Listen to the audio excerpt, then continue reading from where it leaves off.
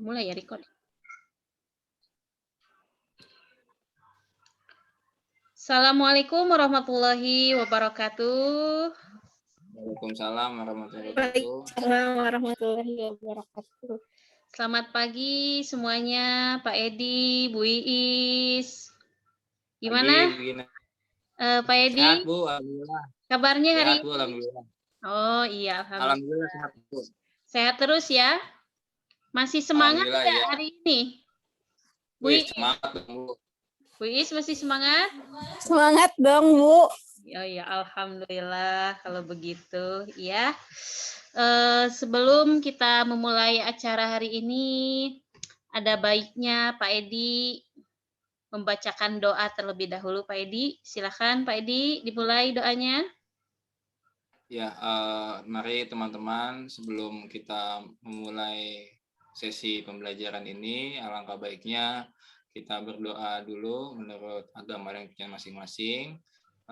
Berdoanya dalam hati aja ya, ibu-ibu ya, bapak-bapak ya. Semoga apa yang kita pelajari hari ini bermanfaat bagi kita semua.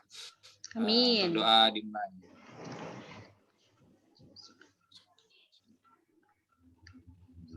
Berdoa selesai.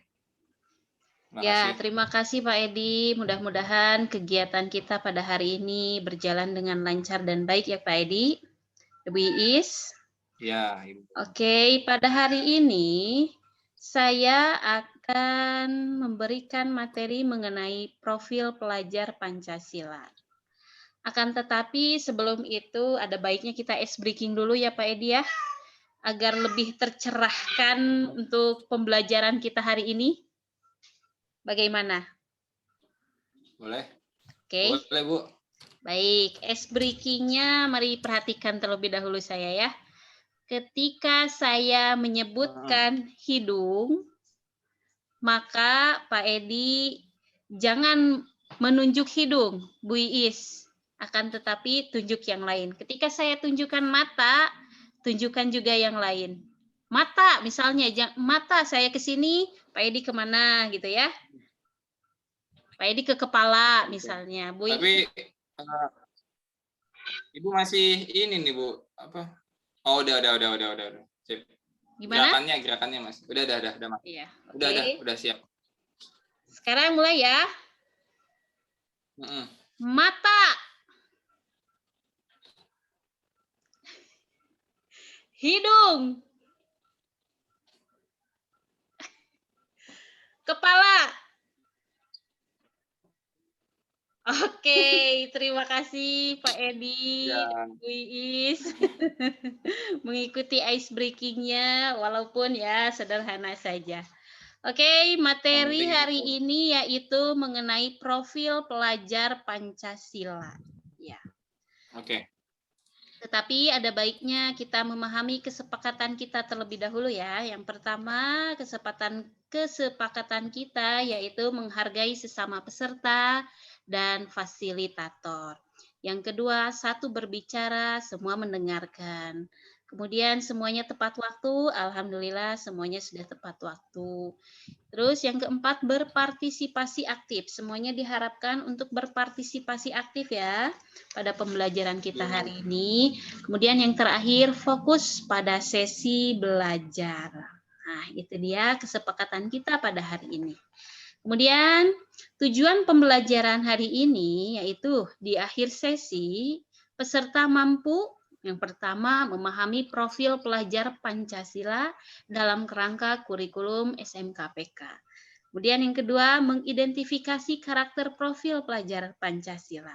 Dan terakhir yaitu merefleksikan profil pelajaran Pancasila di akhir kegiatan. Sebelumnya, apa sih yang dimaksud dengan profil pelajar Pancasila itu?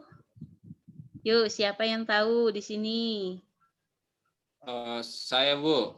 Boleh, Pak Edi. Yang dimaksud dengan profil pelajar Pancasila itu apa sih? Pertama itu ada 6 karakter ya, Bu ya.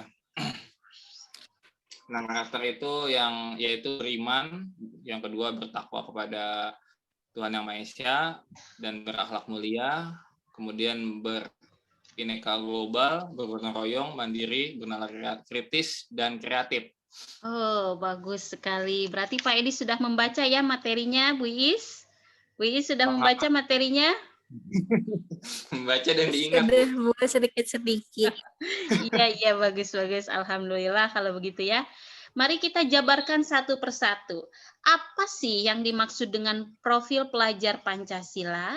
Yaitu perwujudan pelajar Indonesia sebagai pembelajar sepanjang hayat yang memiliki kompetensi global dan berperilaku sesuai dengan nilai-nilai Pancasila dengan ciri utama yaitu beriman, seperti apa yang tadi Pak Edi utarakan, bertakwa kepada Tuhan Yang Maha Esa, berakhlak mulia, berkebinekaan global, bergotong royong, mandiri, kemudian bernalar kritis, dan juga kreatif. Nah, kita jabarkan satu persatu. Nah, ini diagramnya ya. Yang keenam, karakter tersebut harus ditanamkan dalam pelajar Pancasila. Yang pertama, beriman, bertakwa kepada Tuhan Yang Maha Esa, dan berakhlak mulia. Pelajar Indonesia yang berakhlak mulia adalah pelajar yang berakhlak dalam hubungannya dengan Tuhan Yang Maha Esa. Ia memahami ajaran agama dan kepercayaannya serta menerapkan pemahaman tersebut dalam kehidupannya sehari-hari. Dalam hal ini, yang merupakan elemen kunci dalam aspek beriman juga bertakwa, yaitu apa? Yang pertama, akhlak beragama memperingati hari besar umat beragama. Nah, ini tuh merupakan bentuk saling hormat menghormati antar sesama pemeluk agama. Salah satunya dengan saling menyampaikan, kalau kita menyampaikan apa Pak Edi? Ucapan selamat ya pada hari raya masing-masing agama yang hidup dan diakui di bumi Pancasila ini. Agama apa saja yang diakui itu Pak Edi? Banyak, Bu. Islam, Kristen Protestan, Katolik, Buddha. Iya, bentuk Hindu, saling Konghucu. menghormatinya itu bagaimana ketika misalnya umat Nasrani memperingati Natal, hari ya. besarnya, hari Natalnya, maka apakah kita wajib mengucapkan atau tidak? Tidak ya, akan tetapi kita menghargai toleransi. Nah, itu bentuk saling hormat menghormati sebagaimana yang sudah menjadi tradisi bangsa Indonesia selama bertahun-tahun lamanya, di mana setiap perayaan Idul Fitri atau Idul Adha, umat non-muslim juga pasti memberikan ucapan selamat kepada teman-teman atau saudara-saudaranya, relasinya yang beragama Islam. Begitu juga dengan kita sebagai umat muslim, memberikan kesempatan ya dan penghormatan kepada saudara-saudara kita yang beragama Nasrani untuk merayakan hari raya Natal dengan tenang dan damai. Nah, itu bentuk saling hormat menghormati akhlak beragama ya. Yang kemudian yang nomor 2 yaitu akhlak pribadi. Dengan cara apa? Pesantren kilat, sekolah minggu, dan lain-lain. Nah, dengan kegiatan seperti ini, mengikuti pesantren kilat atau sekolah minggu juga bisa meningkatkan akidah para peserta didik ya dan mencapai sikap akhlakul karimah atau budi pekerti yang luhur yang bisa mereka aplikasikan dalam kehidupan sehari-hari. Poin yang ketiga yaitu elemen kunci yang ketiga yaitu akhlak kepada manusia dengan bakti sosial ataupun Jumat berkah. Manfaatnya apa? Yaitu mengharapkan kepekaan siswa terhadap lingkungan sekitarnya, juga pastinya menumbuhkan jiwa sosial serta menumbuhkan sifat dermawan dalam diri siswa. Kemudian elemen kunci yang keempat yaitu akhlak kepada Allah dengan bagaimana beribadah ke masjid, gereja maupun wihara. Pembiasaan seperti habituasi yang sering kita lakukan di sekolah itu apa ya Pak Edi? Sholat duha ya. Kemudian sholat zuhur berjamaah, sholat Jumat. Nah, pembiasaan seperti itu akan menumbuhkan habit atau kebiasaan bagi siswa untuk selalu beribadah dan menumbuhkan sikap spiritual religius di dalam dirinya. Yang kelima yaitu akhlak bernegara. Dengan cara apa? Dengan cara apa, Bu Is? upacara bendera ya dalam peringatan hari besar, yaitu dengan diadakan misalnya kalau di sekolah itu selalu diadakan upacara ya Pak Edi ya pada hari Ya, Senin Bu, benar. dan peringatan Hari Besar Nasional. Nah, diharapkan mampu menumbuhkan rasa cinta tanah air terhadap bangsa. Nah, itu dia kriteria peserta didik yang pertama, yaitu diharapkan peserta didik beriman, bertakwa kepada Tuhan Yang Maha Esa, memiliki akhlak dan budi pekerti yang mulia. Dengan akhlak mulia yang dimiliki peserta didik, mampu menerapkan segala nilai-nilai baik sesuai dengan ajaran agama dalam kehidupannya sehari-hari. Sekarang kita beralih ke elemen karakter yang kedua, yaitu berkebinekaan global. Apa sih yang dimaksud dengan berkebinekaan global? Ada yang tahu tidak? Pak Edi, tahu tidak berkebinekaan global? Oke, kita lanjut ya. Berkebinekaan global, pelajar Indonesia itu mampu mempertahankan budaya luhur, lokalitas dan identitasnya dan tetap berpikiran terbuka dalam berinteraksi dengan budaya lain sehingga mampu menumbuhkan rasa saling menghargai dan kemungkinan terbentuknya budaya baru yang positif dan tidak bertentangan dengan budaya luhur bangsa.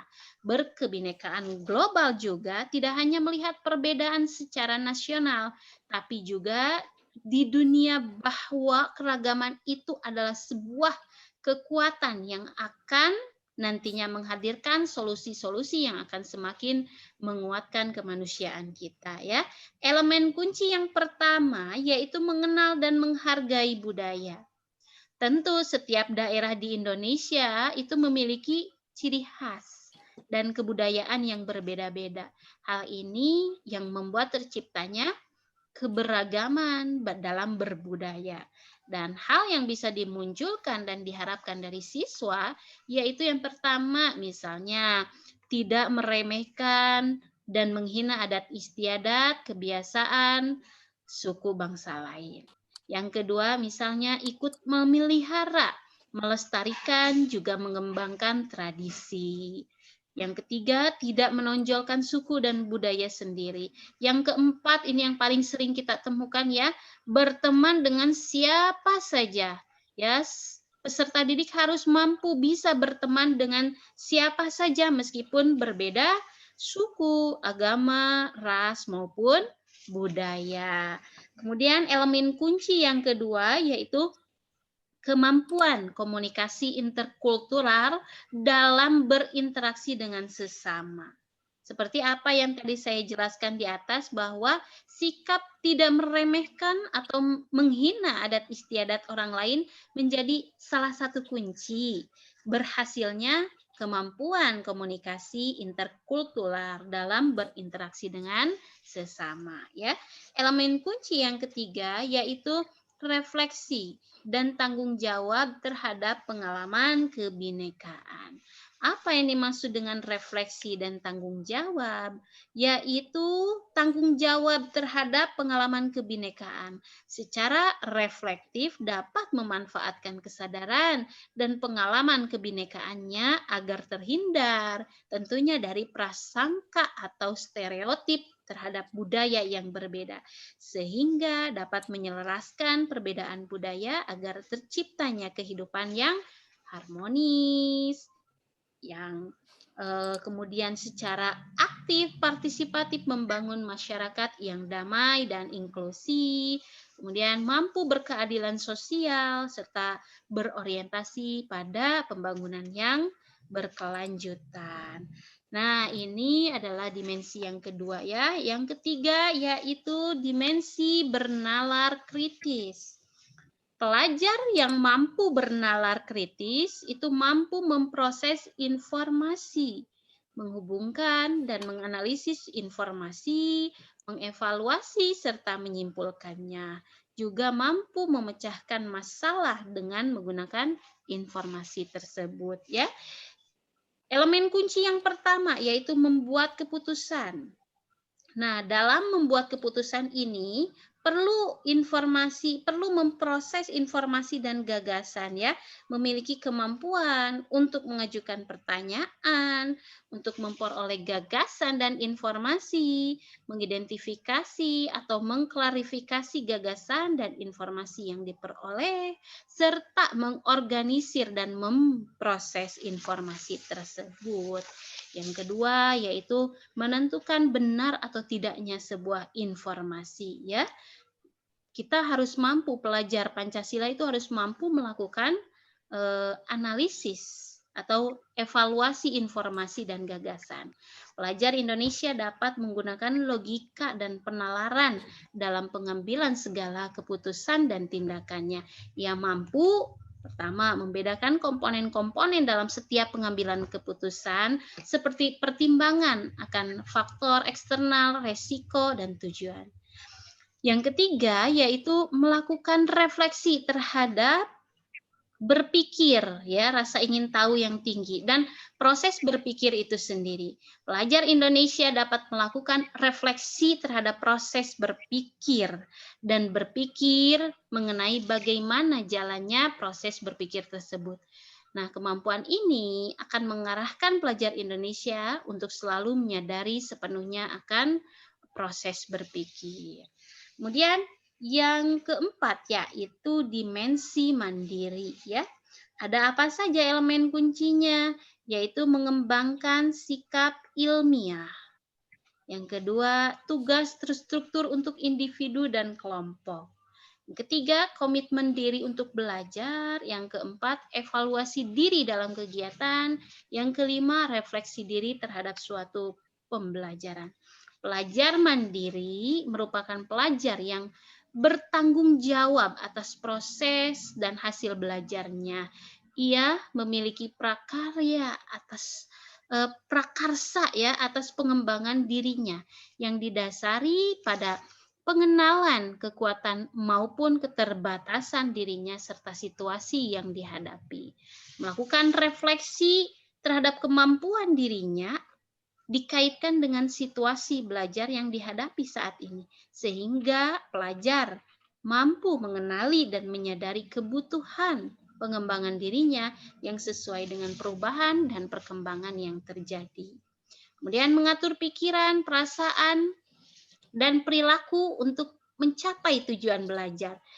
Pelajar mampu menetapkan tujuan belajar dan merencanakan strategi belajar yang didasari penilaian atas kemampuan dirinya dan tuntutan situasi yang dihadapi. Nah, itu untuk dimensi mandiri ya. Kemudian yang kelima yaitu dimensi bergotong royong. Nah, pelajar Indonesia diharapkan mampu memiliki kemampuan untuk bergotong royong, yaitu kemampuan untuk melakukan kegiatan secara bersama-sama dan sukarela agar kegiatan yang dikerjakan dapat berjalan lancar, mudah, dan ringan ya. Apa saja? Yaitu kepedulian, memperhatikan dan bertindak proaktif terhadap kondisi atau keadaan di lingkungan fisik sosial. Bergotong royong dengan cara bergotong royong membersihkan lingkungan sekitar. Kemudian dengan kolaborasi ya, kolaborasi kerjasama saling membantu saat ada musibah. Nah, bekerja bersama dengan orang lain disertai perasaan senang ketika berada bersama dengan orang lain dan menunjukkan sikap positif terhadap orang lain. Kemudian yang ketiga, peduli dan berbagi dalam kegiatan. Berbagi itu berarti memberi dan menerima ya segala hal yang penting bagi kehidupan pribadi dan bersama, serta mau dan mampu menjalani kehidupan bersama yang mengedepankan penggunaan bersama sumber daya dan ruang yang berada di dalam masyarakat. Nah, itu dimensi bergotong royong. Yang terakhir yaitu dimensi kreatif, yaitu maknanya tindakan yang menghasilkan gagasan dan karya. Pelajar yang kreatif yaitu pelajar yang mampu memodifikasi dan menghasilkan sesuatu yang orisinal, bermakna dan bermanfaat baik berupa gagasan, tindakan, ataupun karya nyata. Menghasilkan karya dan melakukan tindakan didorong oleh kesukaannya pada suatu hal sampai dengan mempertimbangkan manfaatnya terhadap lingkungan sekitarnya. Selain itu, pelajar yang kreatif cenderung berani mengambil resiko dalam menghasilkan karya ya dan bertindak. Kemudian yang kedua yaitu mampu mengklarifikasi dan mempertanyakan banyak hal. Nah, itu yang dimaksud dengan kreatif ya. Melihat sesuatu dengan perspektif yang berbeda, menghubungkan gagasan-gagasan yang ada, mengaplikasikan ide baru sesuai dengan konteksnya untuk mengatasi persoalan dengan memunculkan berbagai alternatif penyelesaian. Nah, dengan identitas budaya Indonesia dan nilai-nilai Pancasila yang berakar dalam masyarakat Indonesia, ke depan akan menjadi masyarakat yang terbuka, yang berkewargaan global, dapat menerima dan memanfaatkan keragaman sumber, pengalaman, serta nilai-nilai dari beragam budaya yang ada di dunia. Namun, pastinya tidak sekaligus kehilangan ciri ataupun identitas khasnya. Sebagai seorang guru, ya Pak Edi, Bu Iis, mari kita ikut serta mewujudkan visi dan misi Kemendikbud melalui profesionalisme dalam bekerja dan memberikan pelayanan yang berkualitas kepada peserta didik. Nah, itu dia materi yang saya sampaikan hari ini mengenai profil pelajar Pancasila. Sampai sini ada yang ingin ditanyakan atau tidak? Masih ada yang kurang mengerti atau tidak nih? Sudah jelas, Bu. Sudah jelas. Ada Sudah cukup, Bu. ya, ada pertanyaan tidak Pak Edi? Tidak, Bu. Oke, tidak ada pertanyaan? Bu Iis, Pak Edi? Berarti sudah mengerti ya sampai sini? Ya. Sudah mengerti, Bu. Oke. Kalau begitu coba Pak Edi refleksikan mengenai profil pelajar Pancasila ini. Oke. Ya, saya mulai. Assalamualaikum warahmatullahi wabarakatuh. Setelah memahami tentang kurikulum sekolah penggerak dan profil pelajar Pancasila, ternyata saya menyadari bahwa perubahan kurikulum menjadi sesuatu yang harus direalisasikan secara berkala. Apalagi jika melihat negara tetangga yang sudah sangat maju ya Bu di bidang pendidikannya, kemajuan pendidikan tidak bisa lepas dari adanya kurikulum yang disiapkan secara matang. Dan tentunya mampu bersaing di tingkat internasional, baik dalam ilmu pengetahuan dan teknologi. Kehadiran kurikulum sekolah penggerak dan profil pelajar Pancasila kiranya harus mampu menjadi kurikulum yang menjadi terobosan bagi terciptanya merdeka belajar, baik bagi guru maupun siswanya. Dengan kata lain, hadirnya kurikulum ini harus menjadi solusi dari kegalauan atau kegelisahan wajah pendidikan Indonesia saat ini. Oleh karena itu, kita harus siap berproses untuk lebih baik lagi. Sekian dan terima kasih. Bagus sekali Pak Edi, refleksinya betul sekali apa yang dikatakan oleh Pak Edi bahwa kurikulum itu dinamis ya. Jadi perubahannya itu bertahap secara berkala. Apalagi dengan kurikulum yang saat ini mungkin bisa dikatakan baru ya, bukan baru juga, masih mempertahankan nilai-nilai lama yang masih baik, akan tetapi menambah juga memperbarui nilai-nilai baru yang lebih baik. Nah, itu yang saya maksudkan, kurikulum itu tidak berubah, akan tetapi berkembang, bertahap ya, berproses. Nah, mungkin itu saja sekian materi hari ini mengenai profil pelajar Pancasila. Kalau tidak ada yang ditanyakan, mari kita tutup bersama-sama dengan bacaan Alhamdulillah. Alhamdulillahirabbil alamin. Amin. Terima kasih ya atas partisipasinya kepada Bu Iis dan Pak Edi. Selamat sampai jumpa esok hari. Selamat malam. Sampai jumpa esok hari di materi selanjutnya. Jangan lupa untuk mengerjakan asinkronusnya ya, Pak Edi dan Bu Iis. Ya, Ibu Terima kasih. begini baik. Ya, terima kasih, Bu.